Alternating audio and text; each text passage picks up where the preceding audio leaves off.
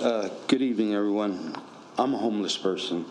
Could you state your name, please? Ahmad Verdell, and I'm a client at Helping Hands.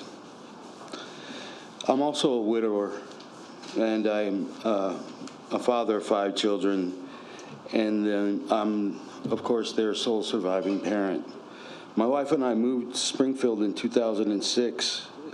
We moved here because she wanted to be closer to our mother who lived here, and we wanted the kids to be closer to their grandmother.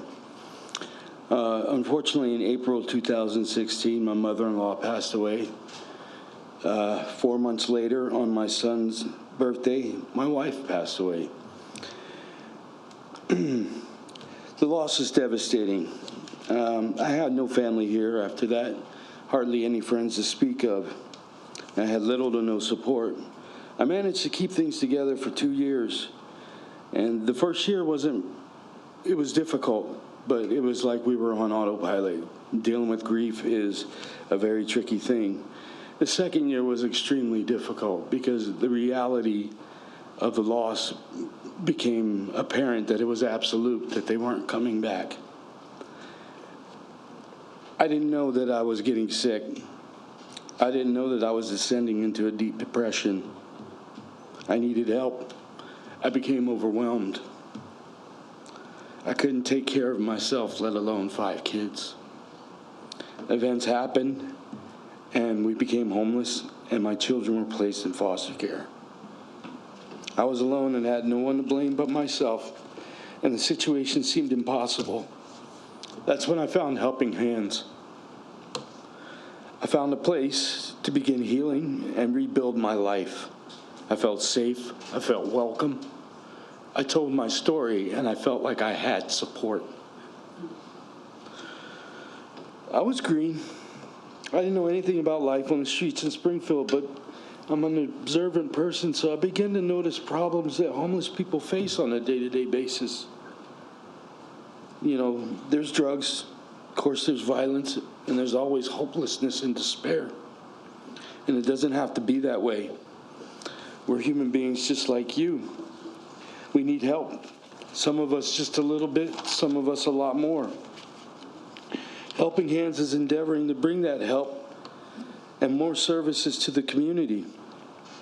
And I'd just like to point this out, that there is no shelter for single men with 5 kids. It doesn't exist in Springfield. Helping Hands wants to change that. It may not be useful for me, but it may be useful for the next father who's faced with adverse circumstances to have some place to get support and help.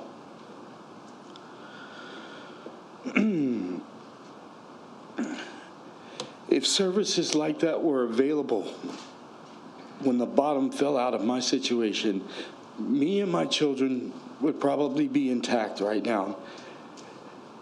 And I came here tonight to show you the face of a homeless person. I didn't come here to beg for your vote. I'm pretty sure after the articles I read that you're all convinced of what you're going to do. I just ask you to do the right thing, because something has to be done. We can't continue to ignore this problem. We all came here together and make this new center become what the homeless community needs. Help us help ourselves. Shame on the people that would use fear as a tactic to influence others. We're already viewed as untouchables by most of society. We don't need disseminating lies, being accusatory, and creating an atmosphere of hatred towards us. We don't need that kind of help. What we need is the city to become offensive when it comes to dealing with the issue of homelessness in Springfield. Take examples from similar cities. Perhaps set the benchmark as they have. I'm sober. I'm drug-free. I'm not a pedophile. I'm not a criminal. I'm a father that needs help. I don't know anybody who's a Helping Hand client that is responsible for the problems that plague the surrounding community. In the past few weeks, I've seen a community wasting energy, wasting money. I've seen them use fear and hatred and lies to turn others against us. They place the blame on us. What they need to do is walk out their doorway, go 2 houses down, knock on that door, and tell them, stop selling drugs in my neighborhood. Then they need to walk across the street to the house that has constant vehicle traffic and tell them, stop selling drugs in the community. I'd like to use this simple analogy. If you were to put a McDonald's across the street from their house, people are going to come and buy that Big Mac because that's where you get it. Now, if you have a house that serves drugs to the whole Springfield community, you're going to get a line that's longer than the drive-through at Chick-fil-A, especially on the first of the month. This would help solve their problems.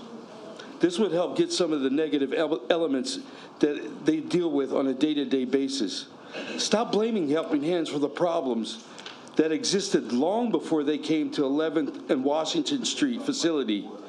Everyone knows from 9th Street to MLK, from North Grand down to Lenox, you can find drugs and drug dealers and prostitutes.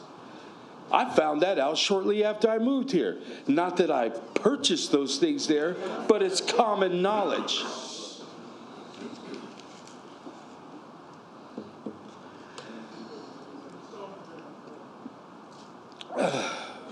You could. This is not a problem Helping Hands created. It's a problem you refuse to address properly. Everyone knows where the drug dealers are. Everybody knows who they are. Place all your energy going after the root of your problem, and the community you want will be your reward.